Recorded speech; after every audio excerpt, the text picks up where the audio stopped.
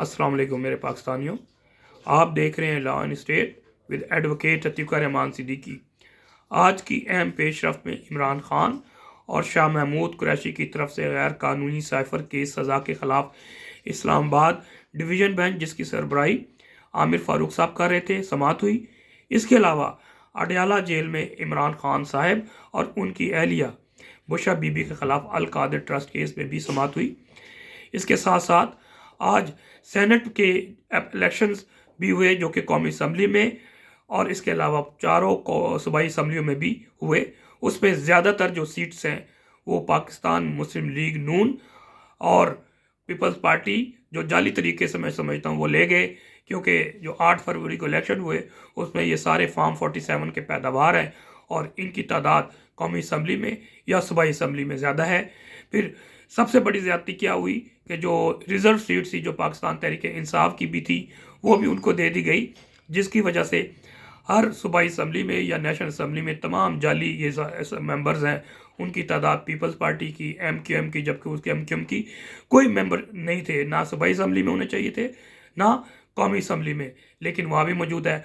मुख्तसर ये है कि पूरा ये जो निज़ाम है वो जकड़ लिया गया है फस्ताई ताकतों ने, जिसकी वजह से होगा क्या कि इसके दूर रस नताइज मैं समझता हूँ कम अज़ कम 2028 तक चलेगा, क्योंकि अब तादाद जो है पहले ही नेशनल असम्बली में जो ये फस्ताई ताकतों के PDM की शक्ल में सारे जाली फॉर्म 47 के पैदावार के मौजूद हैं, उसमें इस वक्त मैं समझता हूँ 226 मेंबर कौमी असम्बली में और इस इलेक्शन के बाद सेनेट में भी इनकी तादाद 2/3 मेजॉरिटी क्रॉस कर जाएगी और they will be in the position to bring about the amendments in the constitution, जो कि इंतहाई ख़तरनाक है, क्योंकि आगे जो गेम प्लान किया गया है उसके मुताबिक बहुत से लोगों को एक्सटेंशन दी जाएगी, बहुत सी कॉन्स्टिट्यूशनल अमेंडमेंट्स की जाएगी जिसमें ये कामयाब हो जाएंगे गैर आइनी तरीके से। अनफॉर्चुनेट है। और इसके अलावा जो पेशरफ्त हुई साइफर केस में इस्लामाबाद हाई कोर्ट DB में, उसमें 2 बजे हेयरिंग शुरू हुई और एक बात अहम थी कि आज जो है वकला की तादाद जो इंसाफ लायर फोरम की स्पेशली रावलपिंडी से और इस्लामाबाद से ख़ासकर वो मौजूद थे, लेकिन वो अपनी इंडिविजुअल कैपेसिटी में आए, जबकि पहले भी बता चुका हूँ कि इंसाफ लायर फोरम अक्रॉस पाकिस्तान वो डिसफंक्शनल है। वो बार बार कह चुका हूँ, क्योंकि शादाब जाफरी जो है इनका ऑर्गेनाइज़र वो गैर कानूनी तौर पर बैठा हुआ है, ना उसका प्रोफाइल है, ना उसका कोई कैडर है, ना उसका बार में कोई उसका प्रोफाइल है, ना उसकी पॉलिटिक्स है, लेकिन वो बैठ के अपने पिक एंड चूज़ पे ब्लू आइड लोगों को मुख्तलिफ सीटें दे दी गई हैं और दे आर एंजॉइंग, लेकिन कोई मूव ना अक्रॉस पाकिस्तान चलाई, ना उन्होंने अपने बार में चलाई, ना ये बंदे को निकाल के बाहर एहतजाज के लिए कर सकते हैं। बहरहाल इंडिविजुअल कैपेसिटी में इंसाफ लायर फोरम इस्लामाबाद के मैं भी वहाँ पर मौजूद था और बेशुमार लोग थे। इसके अलावा इस्लामाबाद पाकिस्तान तहरीक इंसाफ रीजन ने भी कॉल दी हुई थी, जिसकी वजह से काफ़ी वर्कर्स जो है इस्लामाबाद हाई कोर्ट के बाहर आज मौजूद थे और फिर ट्रायल के बाद इस्लामाबाद हाई कोर्ट से उन्होंने वाक करते हुए एहतजाज करते हुए पार्लियामेंट हाउस तक गए। अब जो ट्रायल की जो सारी कहानी है वो सबको पहले ही पता है कि जनाब इस साइफर केस में क्या है, तो वही चीज़ जो बैरिस्टर सलमान सफदर ने आगे रखी है, तकरीबन आर्गूमेंट्स में कल 1.5 घंटे हुआ, लेकिन मैं समझता हूँ कि जो बैरिस्टर सलमान साहब आर्गूमेंट्स कर रहे थे वो एक क्रिमिनल लॉयर जो ट्रायल का काम समझता है ना, मैं समझता हूँ कि सलमान सफदर की जो लिटिगेशन है वो कम है ट्रायल की, जिसकी वजह से जो अंदाज होता है एक क्रिमिनल लॉयर का एक एक पॉइंट पे समझाना है कि 161 क्या है, 164 CRPC किया है और फिर किस तरह से ट्रायल होता है, ट्रायल की जो खामियां हैं उस तरह से वो प्रॉपर, हालांकि वो आर्गूमेंट्स करते रहे लेकिन ऐसा लग रहा था कि ही इज़ डिलीवरिंग लेक्चर। तो मुख्तसर ये है कि बहरहाल उन्होंने जितना भी उनकी कैपेसिटी है उस हिसाब से आर्गूमेंट्स किए और आर्गूमेंट्स अभी तक कंक्लूड नहीं हुए।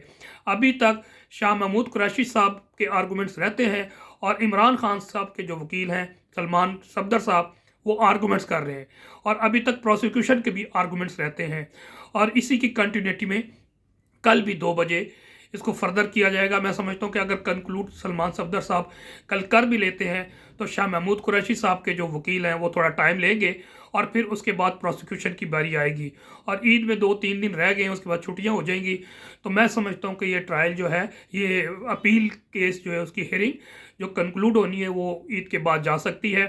अब एक और एनालिसिस करना है कि इमरान खान साहब के गुज़श्ता कल जो है वो तोशा खाना केस में सज़ा मुअत्तल हो गई है। अब 2 केसेस में इमरान खान साहब इस वक्त कन्विक्ट है और उनकी सज़ा मुअत्तल नहीं हुई।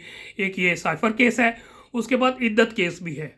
तो मैं समझता हूँ, उम्मीद है इंशाअल्लाह, गो कि मैं समझता हूँ कि ये आज़ादाना तौर पे जो हाई कोर्ट के जजेस हैं या कहीं भी सुप्रीम कोर्ट के जजेस हैं, वो बिल्कुल निज़ाम को सारा, क्योंकि कंट्रोल मैनेजर कॉम्प्रोमाइज़ है, तो जो फस्ताई ताकतें हैं और गैर जमहूरी ताकतें हैं उन्हीं के इशारों पे फैसले हो रहे हैं।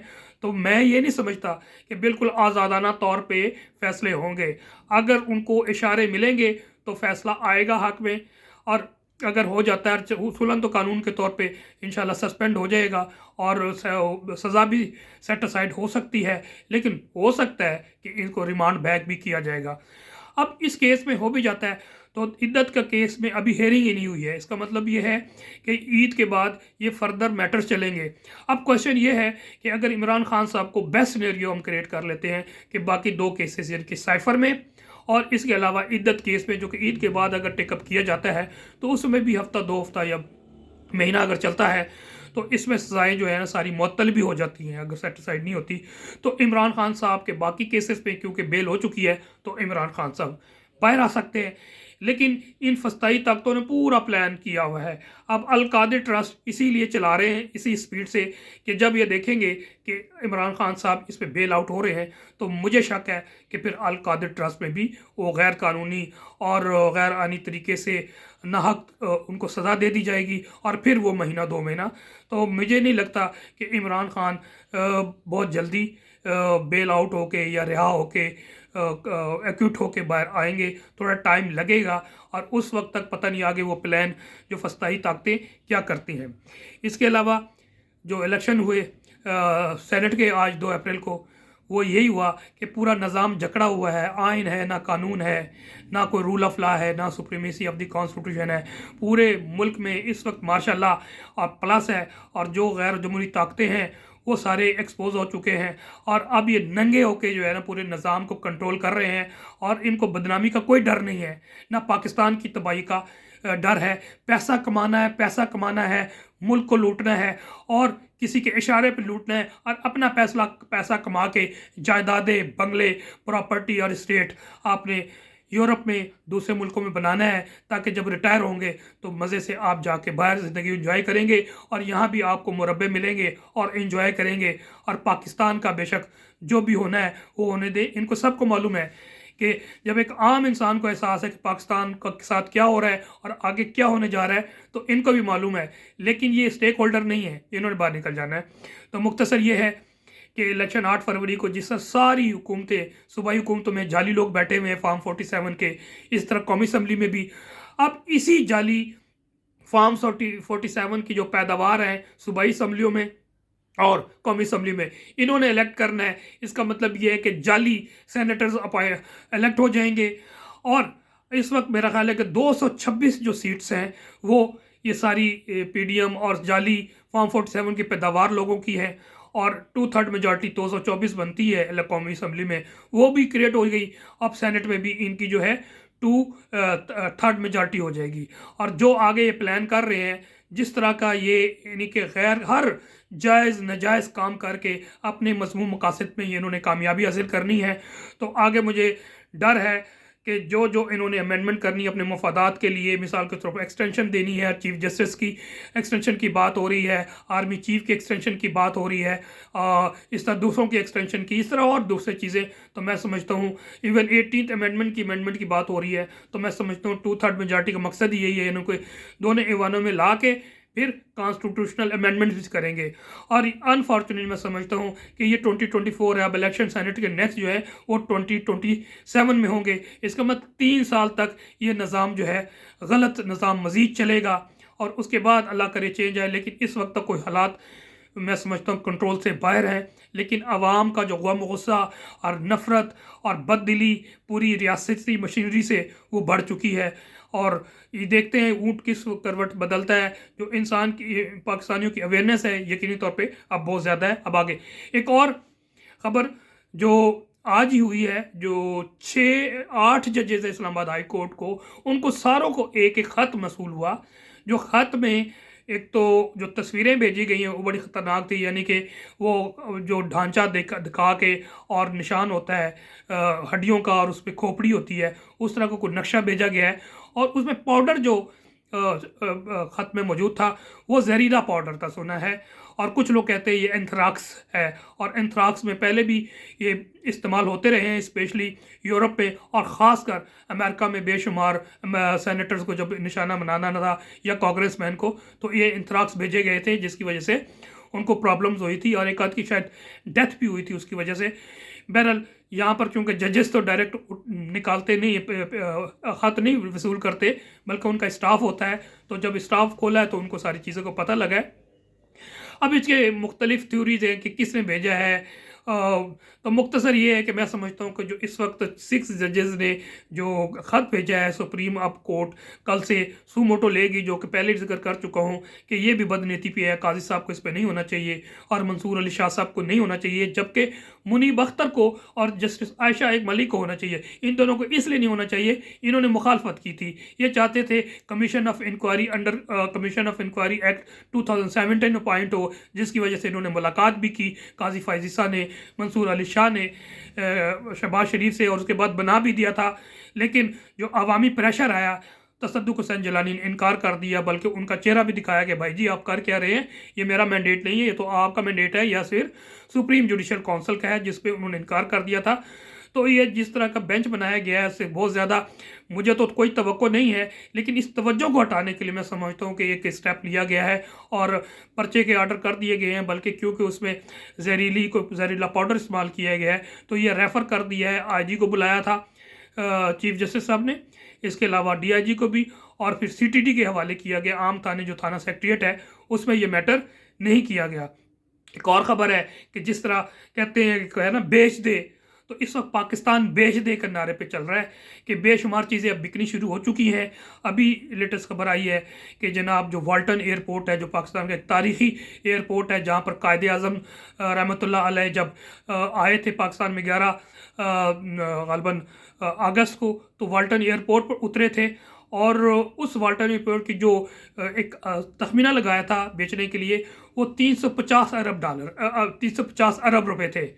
لیکن انہوں نے 50 ارب روپے میں بیچ دیا ہے without following the procedure of paper rules اور ڈفرینٹ قوانین.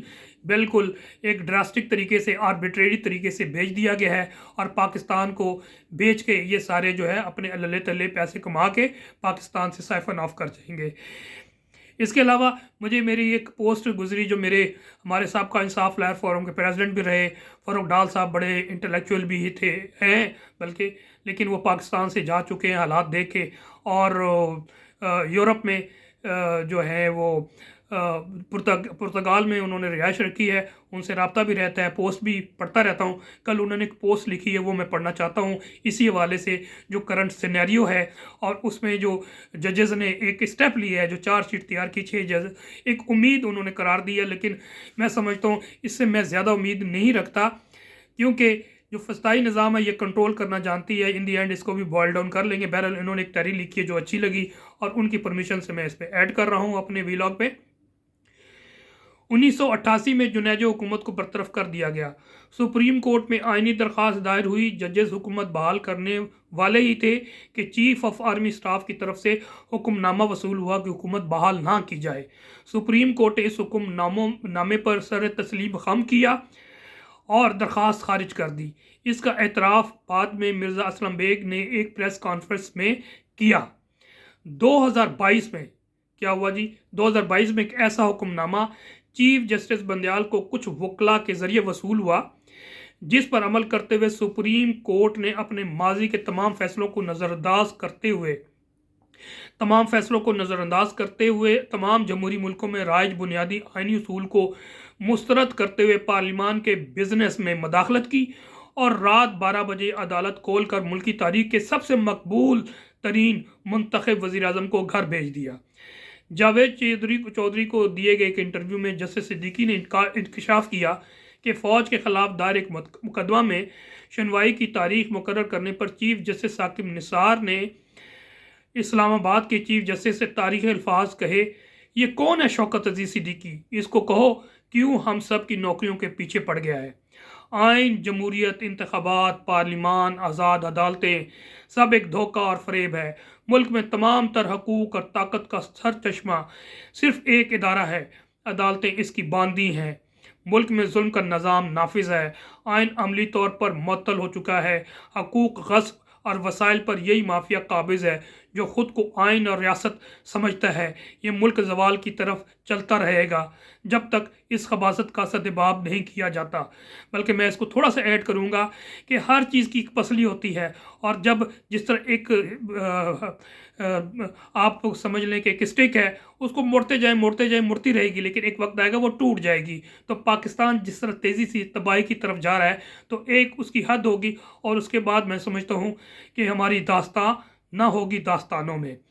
इन 6 जजेस ने हमें एक और मौका फराहम किया है कि हम सब आइन की हुक्मरानी के लिए इकट्ठे हों, इस इदारे के सियासी किरदार को हमेशा के लिए दफन करके कौमी जायदादों पर किए कब्ज़े वापस लेकर इनके तमाम कारोबार बंद करके इस इदारे पर आइन और कानून को पूरी कुव्वत के साथ नाफिज कर दें। और मैं समझता यही हाल है कि इनका एक ही काम है, बैरक्स में और बॉर्डर तक, बाकी जितने भी बिजनेसेस हैं, सनत है, इनकी रियल इस्टेट पे काम है, तजारत में है, ज़राअत में भी इनों के सारे आप कौमिया लें, और कौमिया के आप पब्लिक प्राइवेट वेंचर के ज़रिए लोगों को, इन्वेस्टर्स को बुलाएं, स्पेशली पाकिस्तानियों को लुक्रेटिव ऑफर के ज़रिए। और वो उसी वक्त हो सकता है जब एक true representative of the people of Pakistan एक गवर्नमेंट आएगी और ये काम कर सकते हैं। Where there is will there is way. इंशाअल्लाह कोई ना कोई ज़रूर आएगा जो पाकिस्तान को सही रास्ते पे लगाएगा।